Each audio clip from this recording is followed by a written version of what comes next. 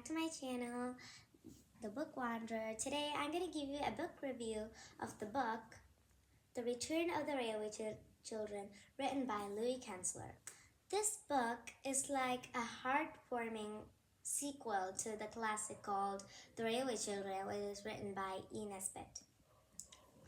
So this book is written and set during World War II, in which 12-year-old girl named Edith, also called Edie, was sent to live in the countryside with her aunt, with her family, while her mother, called Fliss, as she called her, Fliss, was working by delivering planes to the fighting people like in the Air Force. So this is talking about Edie's life in the countryside, and the first part tells us like what all happens in London. A siren rings in London, and then they had to go to the lower bunk and stuff.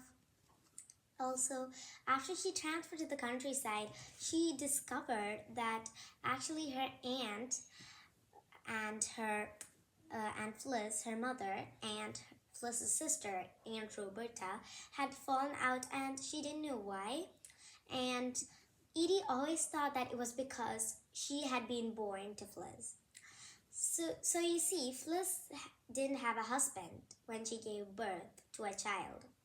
So Aunt Roberta told her that this was a big responsibility, as Fliss wanted to go flying and leave her daughter at home. So Aunt Roberta told that this was a very big responsibility and she couldn't leave a baby at home after giving birth to one and going into an aeroplane. I mean, that does make sense.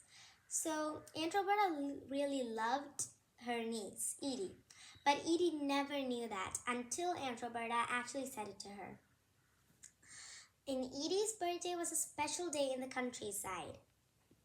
While her mom kept on promising her, sending her telegrams and letters, promising her that she would come up for a beat up. By the way, a beat up means an airplane flies really low to meet, especially when like a woman in the Air Force wants to meet her family. The plane flies really low and she can wave hello.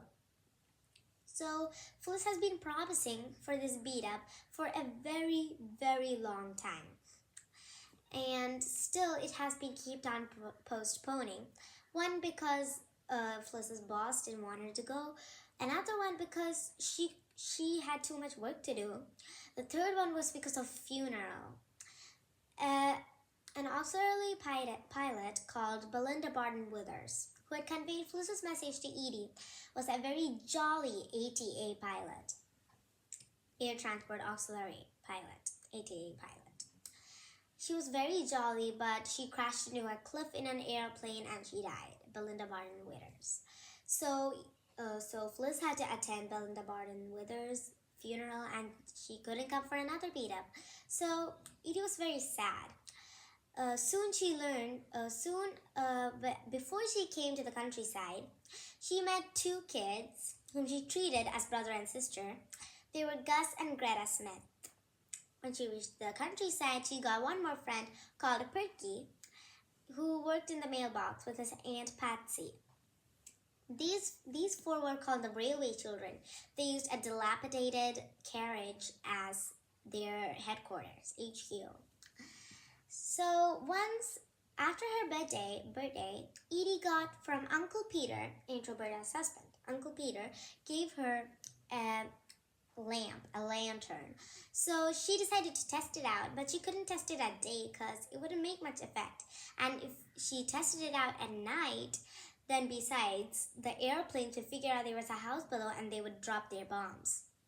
So Edie and her friends decided to go into a tunnel. So to like take the lantern with them and go to the tunnel. So inside they went, and then they found like a German airman inside.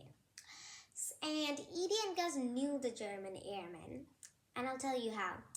Months before, Edie and Gus used to go outside at the crack of dawn because they couldn't get sleeps due to Uncle Peter's terrible screaming at night because he just couldn't sleep. He had nightmares. I don't blame him, do you? Also, they would go out and wait by the railway line and look at the trains going by. Once the 6:06, which is a train timing, Edie and Gus called it the Dream Dragon, as the passengers in the bus used to be waking up from their sleeps, dreaming and stuff. So a plane came down and crashed onto the railway line, blocking the path. So Edie and Gus found a parachute on a tree, so they broke it into pieces and made it into a flag. And a German airman from the crash who had survived had helped them make this. That's how they knew the German airman. And because the German airman helped them, they made this train stop, and just in time. So as I stopped on, we'll continue, like where they found the German airman in the tunnel. So Edie and Gus knew it, and the German airman was speaking German. So Edie couldn't understand, so she was like, "We don't know German."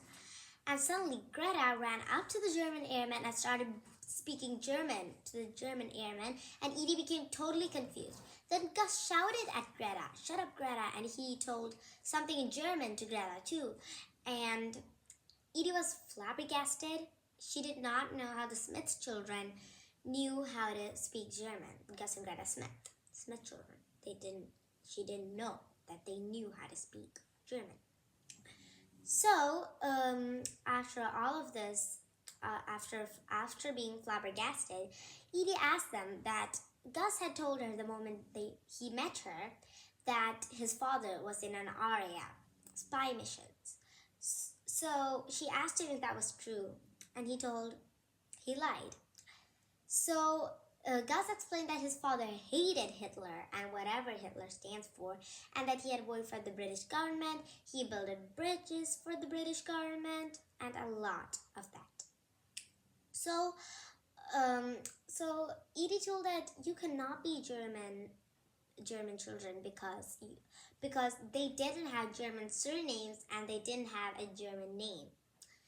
So Gus and Greta Smith, Gus explained. Gus and Greta Schmidt, which is a German surname. And Gus is for Gustav, and Greta is for Gretchen. Gretchen and Gustav Schmidt. That was the German names. So he told that their father had changed their names into Gus and Greta Smith after when he sensed that something was wrong, and he got stuck. He got caught by the British, and he was in a war relief camp, and Gus and Greta were alone. And after discovering that they were German, Edie knew that if anybody came to know of this, the Schmidt children will be. So she decided to keep this a secret, even from Perky. Perky worked in the mailbox. If he kept a secret like this, he couldn't keep secrets for that long. Everybody knows that. And even if he could keep it, and if anybody found out, he would lose his job at the mailbox. So the children hid this German airman inside under a seat in their HQ, their headquarters, that railway carriage they found. And they hid him under a table, a checker table. Once there was a place in the countryside called Boar's Head Farm, and in there lived two snobby, bad men, which they were until I tell you what happened, were called Len Snickson and Donnie Snickson. They were brothers and they were absolutely annoying. They black-marketed people and things. They black-marketed pigs, bacons, egg, P-O-R-K, as Greta doesn't like saying that word, B-E-F. Greta doesn't like saying that word either. So they black-marketed all of these things. And once when Edie was visiting Belinda Barton Withers, Greta had smuggled and had stolen Len Snickson's carton of 2 black market pigs, and thus she doesn't like calling the P-O-R-K words. Yeah, she doesn't like her picnics being for Christmas. And she hated the butler. She hated the butcher because he would come and deliver scraps for the pigs. But, Greta hated the butcher. So, after they hit him, they saw Donnie and Lance Nixon coming towards them. And they were scared. They were absolutely scared. So they hid. Suddenly, and when Donnie and Lance Nixon arrived, Edie suddenly thought that she was being dumb. She was being stupid. She was thinking, why hadn't they just been innocently playing inside the carriage? Why hadn't they been innocently playing inside the carriage? They could just pretend. They could just hide the German airman called Carl. They could just hide him, right? But still, it was too late to change their decision. So they found out that Donnie and Lance Nixon were like digging something. They were like measuring, and they were using maps, and they were sure that something fishy was going on. So, and then Edie spoke out that this was like against the law, and then Len and Donnie Nixon told that it was not for kids to understand. Then Gus pointed out that this was not right, and this land doesn't belong to you, so how can you claim it?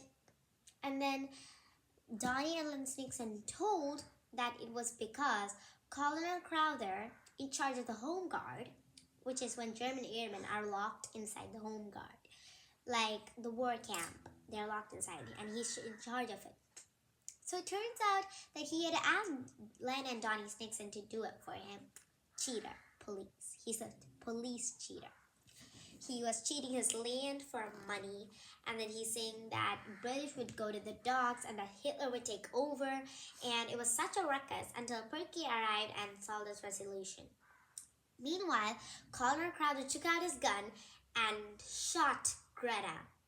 She was so innocent. I don't know why he shot him. Edie had just told Greta to hide, and he was like taking out his gun and was like, I want Greta dead. And I don't know why he did that. But thankfully Greta was not dead, as Carl jumped to save her, and his shoulder patch was full of blood. It shot him. Then all of them grabbed him. Edie took a map and covered his face. Suddenly Perky came and she told him to help and told the Colonel was a cheater. I didn't have time to explain. So Perky came and took like note paper, which like to wrap the envelopes and stuff in brown parcel paper. So they like tied the Colonel's head with the parcel paper, tying the map to it. Then Edie told Donnie to go get a doctor and a policeman. Doctor for Carl and policeman for Colonel. The butcher came and took Colonel away to the jail or dungeon. I don't know where the Colonel went. And that was when he told that British was going to the dogs, and that Hitler would win and stuff like that. I don't think that British will go to the dogs. So I recommend this book to you, as there's something very shocking that happens in the end. Fliss visits Edie. She gives her a present of the railway children. She tells them that Fliss, Aunt Roberta, and Peter had also been railway children. And this book is a highly recommended book for you girls and boys who are searching for such a heartwarming classic, something which you can have a cup of coffee or tea, open the book, and read happily. It's a book that I would highly recommend to you. Okay, so see you later. Bye.